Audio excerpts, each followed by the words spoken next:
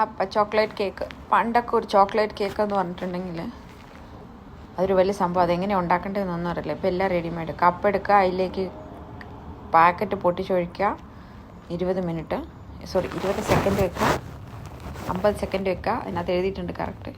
അതങ്ങോട്ട് ഫോളോ ചെയ്യുക. ചോക്ലേറ്റ് പുഡിങ്ങോ കേക്കോ ബ്രൗണിയോ എന്താണേലും റെഡിയാവും. ഒന്നുമില്ല. ചോക്ലേറ്റ് കേക്ക്, ചോക്ലേറ്റ് പുഡിങ്ങൊക്കെ തിന്നാൻ ആഗ്രഹമുള്ളവർക്ക് ഇപ്പോൾ എല്ലായിടത്തും ഇതൊക്കെ അവൈലബിൾ ആണ്. ഇവിടെ മാത്രമൊന്നുമല്ല. ആ പാക്കിലെല്ലാം മിക്സ് ചെയ്തിട്ടുണ്ട്. അവർ പറഞ്ഞ അളവിൽ പാലെടുക്കുക.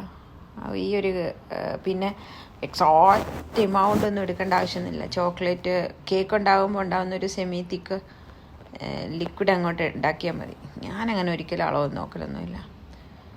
എന്നിട്ട് ആ പാക്കറ്റ് പൊട്ടിച്ചിടുക, നന്നായിട്ട് ഇളകുക. എപ്പോഴും കുറച്ച് പാലൊഴിക്കുകയാണെങ്കിൽ പിന്നെ വേണമെങ്കിൽ ഇച്ചിരി കൂടുതൽ ഒഴിക്കാമല്ലോ. നന്നായിട്ട് മിക്സ് ചെയ്യുക. മിക്സ് ചെയ്തില്ലേ കട്ടിയ പോലെ ഇരിക്കും. നന്നായിട്ട് മിക്സ് ചെയ്യാന്ന് വെച്ചാൽ നന്നായിട്ട് മിക്സ് ചെയ്യുക. അങ്ങനെ മിക്സ് ചെയ്ത് അപ്പം തന്നെ തിന്നാൻ തോന്നും. ചോക്ലേറ്റും മൈദയും എല്ലാം കൂടെ ആയിരിക്കുമല്ലോ, ബേക്കിംഗ് പൗഡറും എല്ലാം കൂടെ മിക്സാണിത്. അത് മിക്സാക്കി നല്ല ലൂസാക്കണം. അതിനകത്ത് ഒരുപാട് ലംസ് ഉണ്ടാവും. അതൊക്കെ എടുത്ത് കളഞ്ഞ ശേഷം നമ്മൾ എന്ത് ചെയ്യുക, അത് മൈക്രോവേവ് വെക്കുക. ഈ ഒരു മിനിറ്റ് കൂടുതൽ വെച്ചാൽ കട്ടിയായിപ്പോവും. പിന്നെ ഒട്ടും കളയാൻ പാടില്ല. കാരണം ഒരു പാക്കറ്റിൽ ഇച്ചിരി ഉള്ളൂ. 50 പെൻസിൻ്റെ ഒരു പാക്കറ്റ് കൊണ്ട് 2 പേർക്ക് ക്രേവിങ്ങിനുള്ള ചോക്ലേറ്റ് കേക്ക് തിന്നാം. അധികം തിന്നോ ഇല്ല, എന്നാൽ നമ്മൾ ഉണ്ടാക്കി എന്നുള്ളൊരു സന്തോഷം. നല്ല സോഫ്റ്റ് കേക്ക്. പിന്നെ തണുപ്പിച്ച് തിന്നാലും ചൂടോടെ തിന്നാലും ഒക്കെ അടിപൊളിയാണ്. നല്ല സോഫ്റ്റ്. ഒന്നുമില്ല, മൈദയും ബേക്കിംഗ് പൗഡറും നെയ്യ് അല്ലെങ്കിൽ കുറച്ച് ബട്ടറും കുറച്ച് ഓയിലും കൂടെ മിക്സ് ചെയ്തിട്ട് വെക്കുന്നത് തന്നെയാണ്.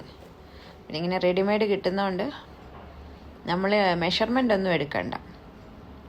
ഈ ഒരു കേക്ക് വെച്ചാൽ 2 ദിവസം തിന്നാം. പകുതി തിന്നാൻ പറ്റും. ബിക്കോസ് ഒറ്റയടിക്ക് അത്രയൊന്നും തിന്നാൻ പറ്റില്ല.